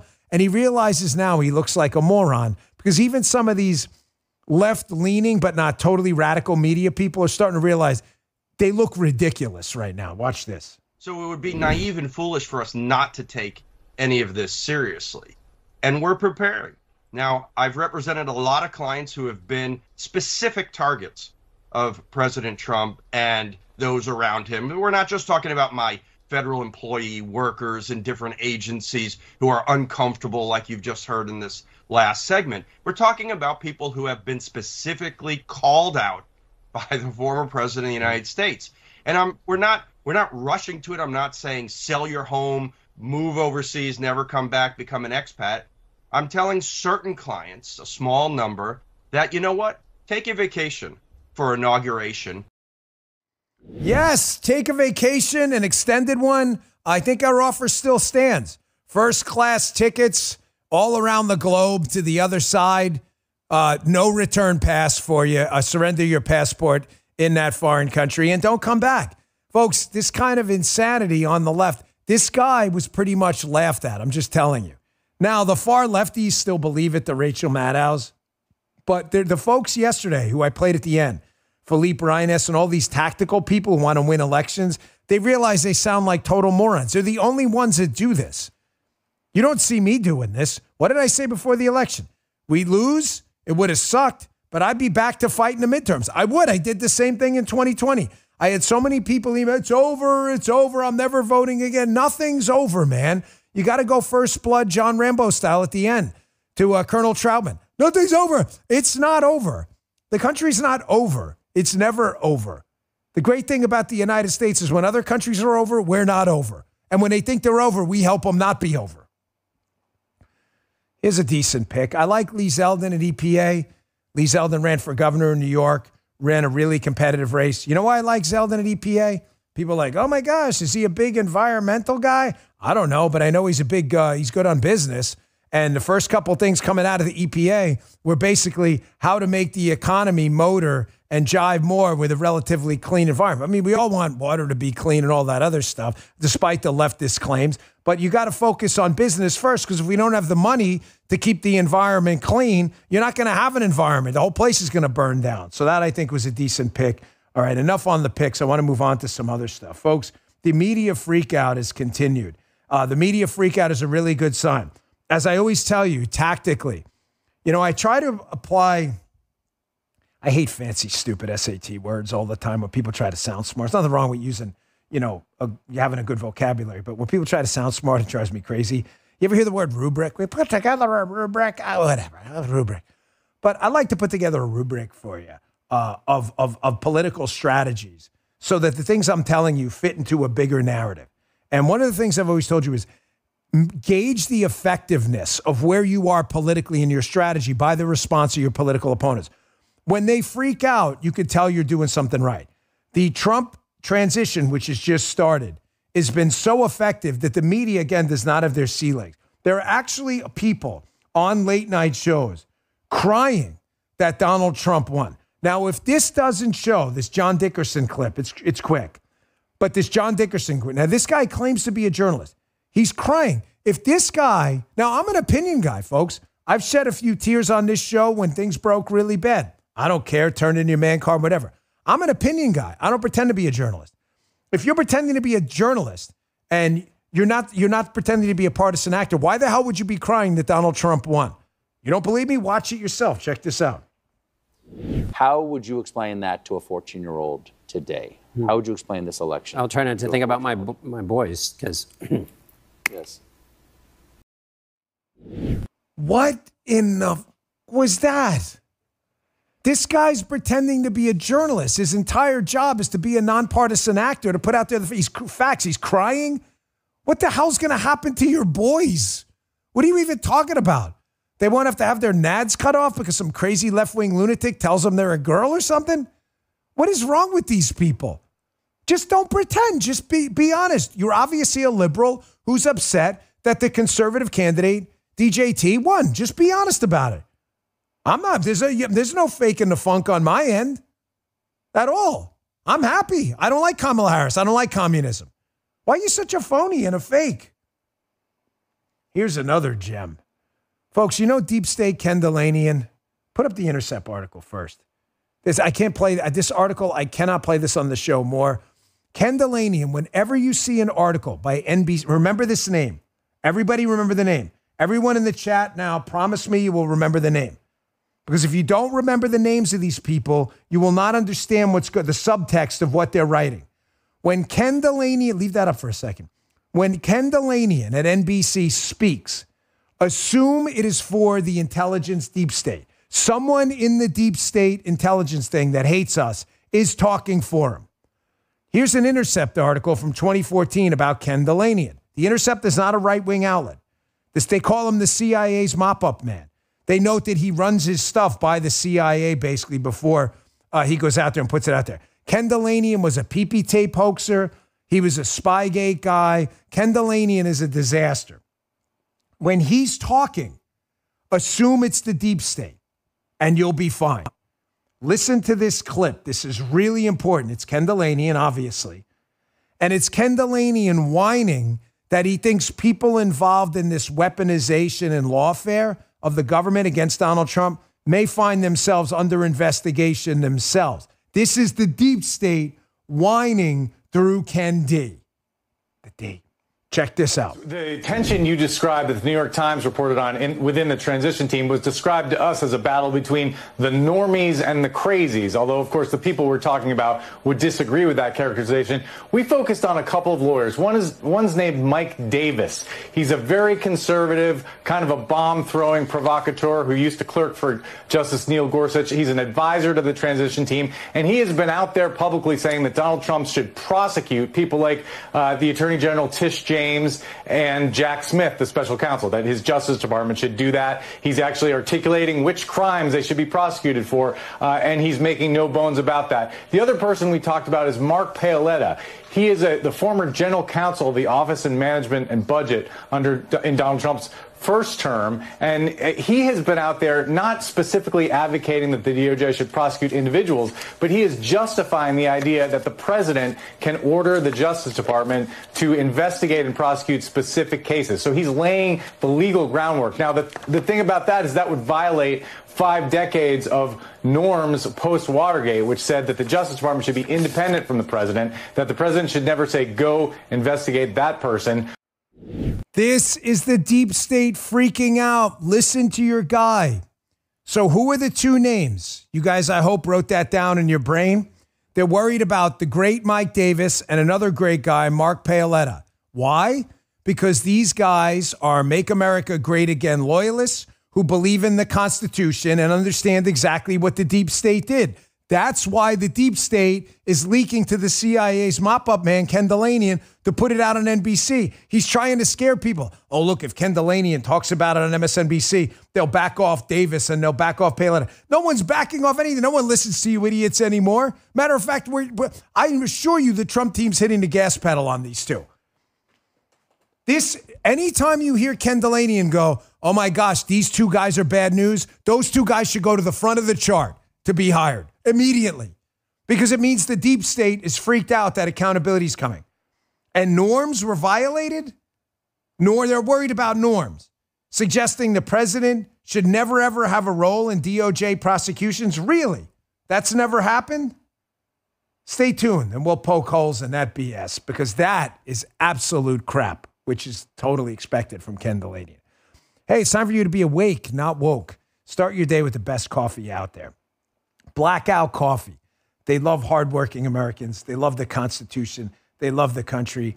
The guy who owns the company, John, loves the country so much, he flew all the way in here to be part of our election night. He was there for our election night coverage. They love our veterans. And listen, they love coffee. He's a capitalist, man. He's not like asking for charity here. He runs Blackout Coffee because he loves coffee. He uses only premium grade coffee beans. It's the official coffee of the Dan Bongino Show. I love it. I am very proud to personally recommend it. Skip the long lines at the store. Order online. The folks at Blackout Coffee ship within 48 hours of roasting, so it's fresh. The coffee, do me a favor, check it out. Bold, never bitter. Tastes like coffee should. The flavored coffees are amazing. The cinnamon French toast is out of this world. The blueberry crumble, the dark chocolate, check it out. Try them all. Go to blackoutcoffee.com/Bongino and see what I'm talking about. That's blackoutcoffee.com/Bongino, or use coupon code Bongino for 20% off your first order. Make the switch to Blackout Coffee. Cheers. You'll thank me later for it. It's really, really good. Check it out. And finally, Genucel.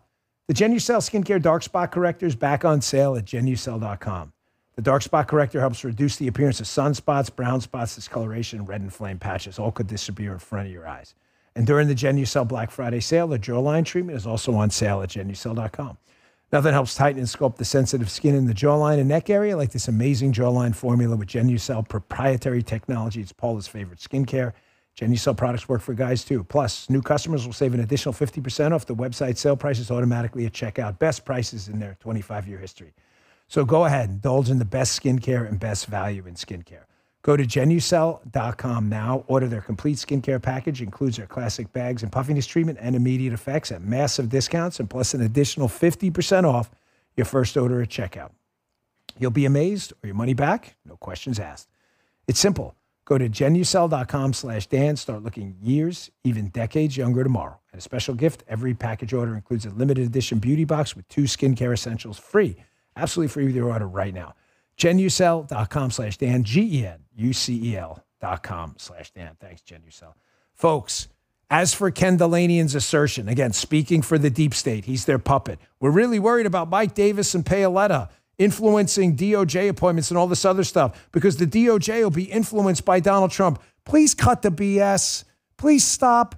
You're making a fool out of yourself, Ken. We all know Biden pushed Garland to prosecute Donald Trump. How would you know that, Dan? Well, I'm going to cite a far right-wing source. Michael, you know, the far-right outlet called Politico. Very far right. I mean, they are as MAGA as it gets.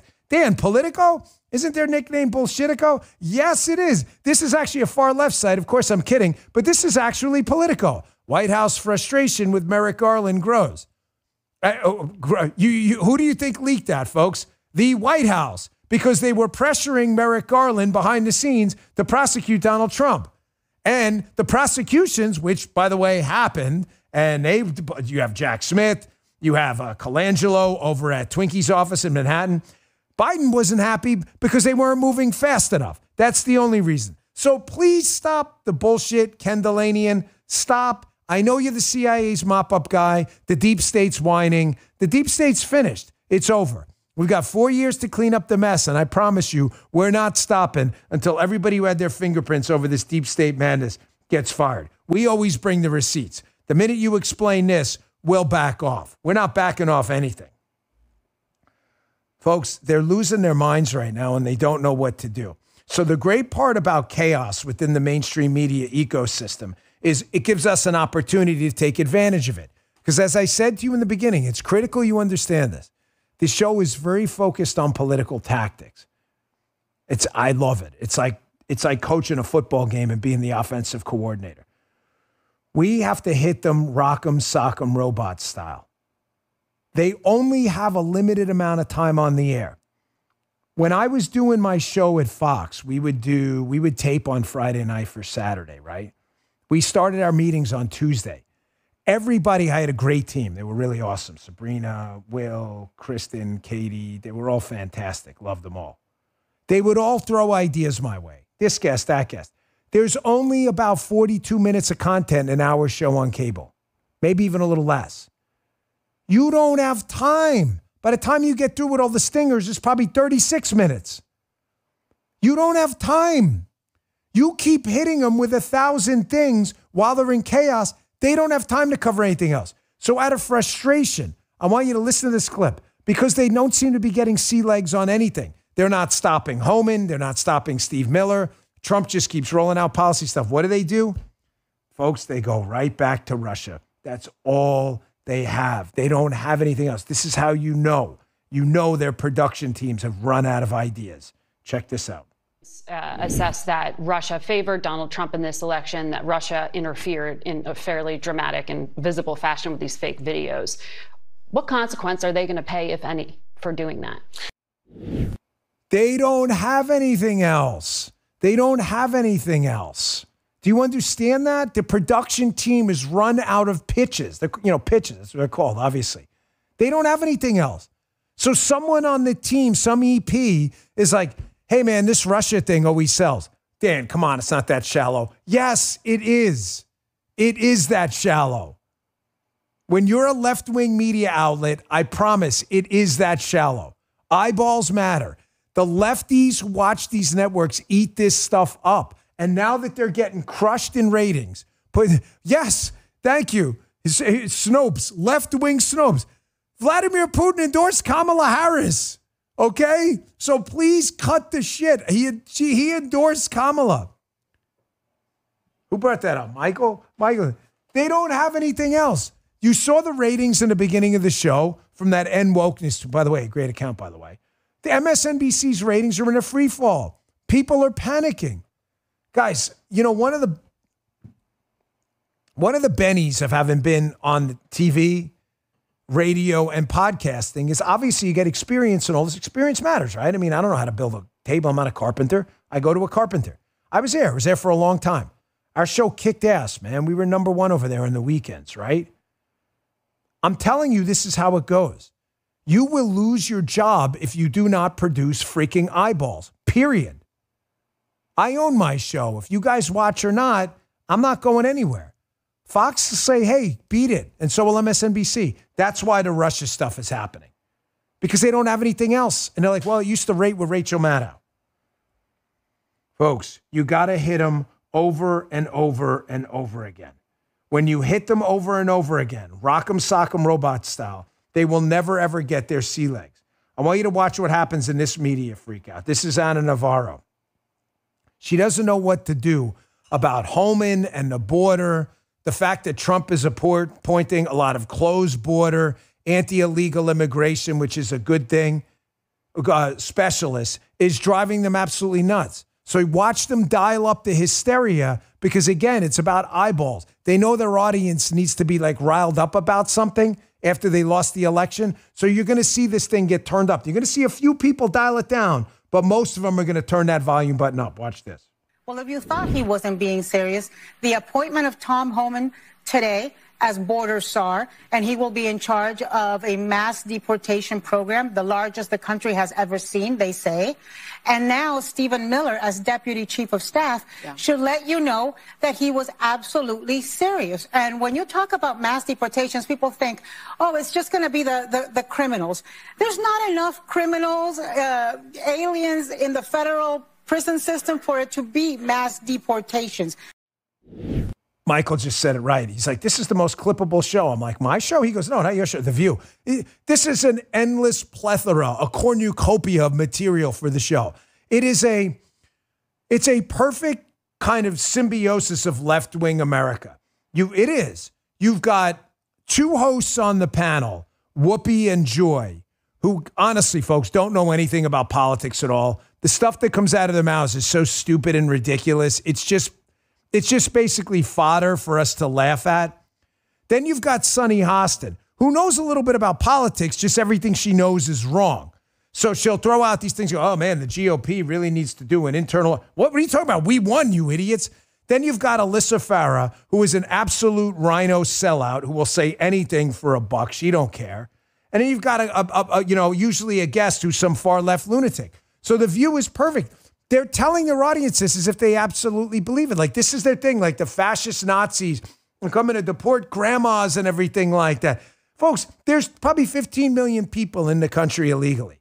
It would be nice if they weren't here illegally. But we're going to have to prioritize the dangerous ones first because, sadly, the Biden-Harris team let so many dangerous people in here that Holman and the team are going to have to get rid of them first. Navarro's just making all this stuff up because she knows, again, it's fodder for the now decreasing amount of eyeballs they have on their show, and they don't want to lose their job.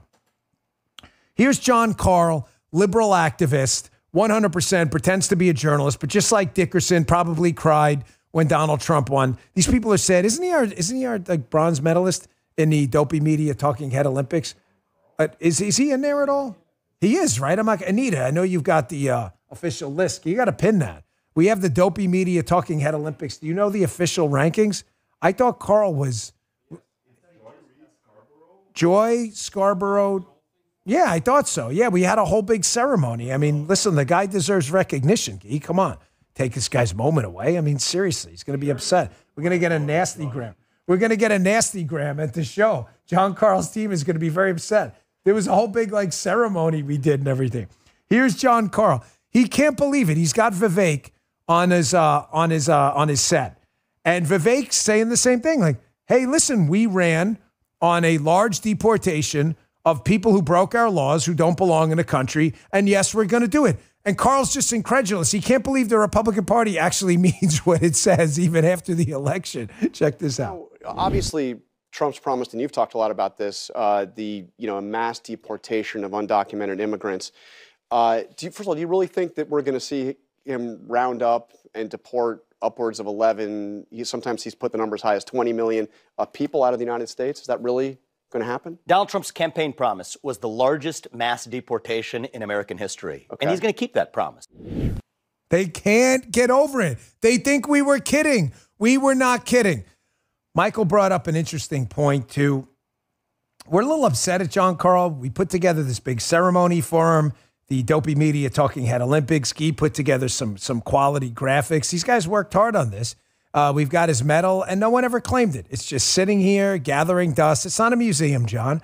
Come collect your stuff. Send Justin an address. He's waiting, and we'll send you your medal. You should be proud of yourself. It took a lot to dislodge, was it Brian Stelter or whoever the hell that was, from the third spot. I mean, he'd been there for a long time. Come on, Johnny Botts, get it together. Here's another one. This is why they're upset about Tom Homan, folks. My humble opinion so far, the most critical pick we've had is Homan as the border czar. Because Homan listen to me on this. You ready? This is important. Everybody pay attention. I'm not the Donald Trump whisperer. I know Donald Trump, but I'm not going to overemphasize like how I hate name droppers. End of story. You get the point. We know each other. He's been a nice guy to me. I'm just going to leave it there. Tom Homan has Donald Trump's ear. He trusts Tom Homan over everyone at the border. Homan is going to be not like it on a hierarchy scale, like above the DHS secretary or CBP or anything, but they're going to be relaying information to him, and he's going to be the one getting it to Donald Trump. Homan is a bulldog on the border, and it's why you're seeing the freak out. So dial it back. The show's got to make sense. Everything's got to fit in the puzzle. Gauge the effectiveness of an appointment, a political tactic, whatever, by the response of your opponents. Why are they upset about Tom Homan? Because he knows his shit and he eats the left alive and takes none of their BS. Do you remember this exchange with this absolute dimwit AOC on the border? AOC doesn't realize it's not legal to claim asylum outside of a port of entry. You have to go to a port of entry. You can't just walk in the country and go, asylum. That's not the way it works. Watch this. And so the recommendation of the many that you recommended family separation. I recommended zero tolerance. Which includes family separation. The same as is with every U.S. citizen parent gets arrested when they're with a child. Zero tolerance was interpreted as the policy that separated children from their If I get arrested for DUI and I have a young child in the car, I'm going to be separated. When I was a police officer in New York and I arrested a father for domestic violence, I separated that father from his Mr. Holman, family. with all due respect, legal asylees are not charged with any crime. When you're into the country illegally, it's violation 8 United States Code 1325. Seeking asylum is legal. If you want to seek asylum and go through the port of entry, do it the legal way. The Attorney General of the United States has made that clear. Okay. Mr. Chair, the memo is... She doesn't even know, folks, that it is not legal to claim asylum while entering the country illegally. I mean, think about that. Anybody could cross the border anytime. Not at an airport. I live near the water. It's Florida. Everybody lives near the water. However, we live pretty close, right? You guys can see from the studio. It's not far. Would it be legal for a bunch of Haitian or whatever immigrants, Cuban immigrants, to just land in Stewart and just say, asylum? That's not the way it works. You have to go to a port of entry. AOC doesn't even know this. This is why they don't like Tom Homan. Gauge the effectiveness of your strategy by the response of your opponents. When they freak out, here's going to be the difference between now and 2016. Trump had surrounded himself in 2016 with rivals. I said this in the beginning. He did it for a reason. He thought it would mute the anti-Trump response. It wasn't the tactically dumbest decision in the beginning. It wasn't. It was probably a smart move. He didn't realize these people were going to sell him out. There was not a big coterie of pro-Trump people to pick from. That's not the case this time. Everybody's on board. He's making these selections now, and they're going to make the selections and flip off the media, folks, no matter what. So the more they freak out about Mike Davis, Mark Paoletta, Tom Homan, what does that mean for us? That means double and triple down your support because we're doing something right. And I'm telling you, there is a group of these there's a schism developing on the left. We discussed it yesterday. It's been kind of a common theme since Wednesday morning of last week when we knew Trump was the president-elect. There's the Van Jones people, the Philippe Reines, the Jim Carvilles, I'll get to that tomorrow, who are now starting to embrace that the Democrat Party's in real trouble. It's happening. I'm not giving them any credit. They should have known it a long time. I'm just trying to make a tactical point so we understand them better than they understand us, okay? But the left-wing lunatics, the Tarloffs, the Marie Harfs, I promise you, there will not be a second of introspection.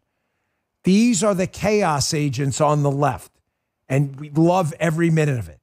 Here is Molly Hemingway and Marie Harf. I want you to see how Marie Harf, she does not understand at all because she is incapable of processing information outside of her bubble. She's on Fox with the great Molly Hemingway, who I think should be up there for press secretary, by the way. Throw that out there. I think she'd be fantastic. Just my humble opinion there. She does not understand, Marie, or pretends not to understand, how the lawfare against President Trump martyred him and turned so many people off who feel aggrieved by this garbage crap system. She's still trying to make the case that this was all legal and on the up and up. Doesn't get it at all. No mirror, no self-reflection. And you should thank the Lord they got people like this, because this is going to lead to the demise of their party if it keeps going. Watch this. The abuse of law was one of these underrated issues that motivated a lot of people to vote for Donald Trump. Having Democrat prosecutors up and down the eastern seaboard trying to imprison their political opponent, bankrupt their political opponent, remove him from the ballot. This was viewed as an assault on democracy. At the same time, they were trying to push that message. This is the problem, and people are hoping that they will have rule of law going forward and no more of these political prosecutions designed to go after not just Donald Trump, but people who were challenging school boards, pro-life activists. This was the underrated story because our media are so in favor of Kamala Harris and the Democrat Party in general. They have failed to tell that story accurately. The reality is that Donald Trump was credibly accused of dozens of felony charges, was convicted of many of them, and Donald Trump has stood on the campaign trail this campaign cycle and said he wants to go after his political opponents and put them in jail. In fact, he was talking about the threat posed by this abuse of rule of law. I let you talk a lot here. My point is that for Democrats and Americans who look at the litany of charges Donald Trump has been charged with, some of which we saw him do with our own eyes, the fact that you can be elected president and all of that criminality and possible convictions just goes away and you are held above the law. To many Americans today, that feels deeply unfair about our system. The way the Democrat Party treated it was as if he and other Republicans were below the law. And that period is over, and a lot of people are happy about it. Well, now he's above it, so congrats. Everyone should send a big collective Twitter thank you to Marie Harf, a legend in the Republican, yes. Thank you, Marie. It's people like you and the Tarloffs and the Maddows. It's not personal, man. I can't say this enough. I know these people from Fox. I'm an ideological activist who believes in liberty and freedom, and you don't. You just got your asses handed to you politically in the most historic electoral route since 1984 Ronald Reagan. I would say almost as impressive given what we're dealing with right now, and they still don't get it. Everyone, clappy hands emoji in the chat. We need more Marie Harfs. Keep pushing, Marie. Keep pushing for cutting kids' nuts off in grammar school, porn in grammar schools. Keep pushing for open borders, arresting your political opponents for made-up ridiculous crimes with no victims, and then say he was credibly accused. Credibly accused by who? The civil case has no victims. Did you even pay attention? Credibly accused by who? A Fulton County DA who was having an affair with her boyfriend and having meetings at the White House? Credibly accused by who? Jack Smith in a case he got his crank handed to him at the Supreme Court for for violating separation of powers? Do you even pay attention to the news? This is what they do. Thank people like her. It's because of people like her that we can keep this red momentum going. Now we can officially, now that it's over, I don't care what anyone tells you, folks. Now that the House has been called, this was officially a red wave. I know you sense why I didn't want to talk about it beforehand. I always think that's a mistake to talk about it beforehand. Now that it's over, this was unquestionably a red wave. It's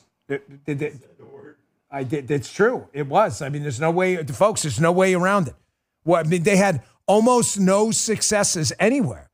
You understand we gained seats in Vermont?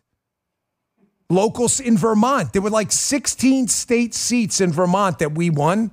We won seats in Minnesota. We won seats in Michigan. We won seats in the Senate like Pennsylvania that we were expected to lose by 5 points. We won a West Virginia seat that they had held for a long time, a Montana seat. We won a seat in Ohio and against a guy who'd been in office, 16 years. This was the real deal. We swept every single swing state, and it wasn't even close. I know, it is embarrassing. That they still can't call races in California and elsewhere is freaking embarrassing. Like, get your together, man. Folks, we do have a bit of a problem, though, and this clip is important.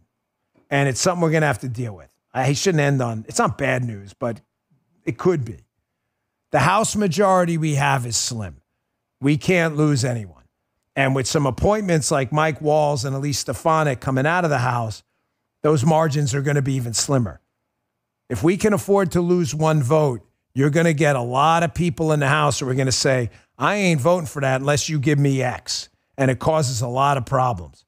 I want you to listen to a guy I really liked, Peter St. Ange. He does a lot of economic stuff, but he nails this topic. You need to stay on your representatives from day one and say, I will be watching you and how you vote in this Trump agenda. This is no time to let off the gas. We can't lose anyone. And with 219 members, that's a big problem. Check this out. It is official. Republicans swept the entire election, winning the presidency, the Senate, and the House of Representatives. Ironically, this puts Donald Trump in a much stronger position than if Joe Biden had not stolen the 2020 election.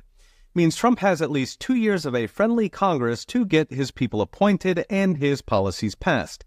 Still, the majorities are narrow. It looks like 53 Republicans in the Senate. You need 50 for control when you have the veep, and maybe 221 in the House where you need 218. So that's +3 in the Senate, +3 in the House, which is very narrow historically. That means left-wing Republicans, rhinos, can absolutely gum things up.